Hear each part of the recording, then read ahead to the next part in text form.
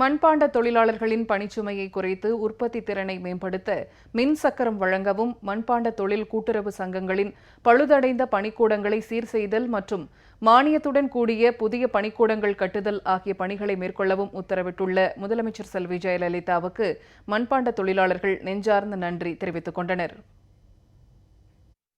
மண்பாண்ட தொழிலாளர்களுக்கு நவீனப்படுத்தப்பட்ட விலையில்லா இலவச மின் மோட்டார் சக்கரம் சிலாவில் எனப்படும் மின் மோட்டார் சக்கரம் வழங்கப்படும் என்று அறிவித்தார்கள். நவீன தொழிற்கூடங்கள் அமைப்பதற்கு கதர் கிராம தொழில்கள் வாரியம் மூலியமாக நவீன தொழிற்கூடங்கள் அமைப்பதற்காக மானியத்துடன் கூடிய கடன் வழங்குவதற்காக 2 கோடி வழங்கியுள்ளார்கள்.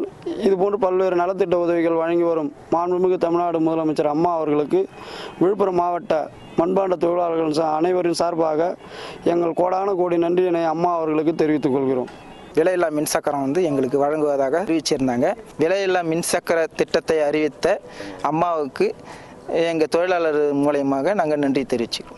எங்களுக்கு மண்பாண்டம் செய்வதற்கான சக்கரங்களை அம்மா பல கோடி ரூபாய் ஒதுக்கியிருக்கிறார்கள். அதேபோல் சொசைட்டி கட்டுவதற்கான நிதியும் ஒதுக்கி எங்கள் மண்பாண்ட தொழிலாளர்கள் 40 லட்சம் குலாளர் சமுதாயத்தின் அனைவருக்கும் எங்களுக்கு நன்றி கடனாக இதை நிதி ஒதுக்கி அறிவித்த அம்மா அவர்களுக்கு அகில இந்திய குலாளர் முன்னேற்ற கழகம் சார்பாகவும் மண்பாண்ட தொழிலாளர் சங்கம் சார்பாகவும் தமிழ்நாட்டில் வாழும் 40 லட்சம் குலாளர் சார்பாகவும் அம்மா அவர்களுக்கு கோடான கோடி நன்றியினை தெரிவித்துக் கொள்கிறோம்.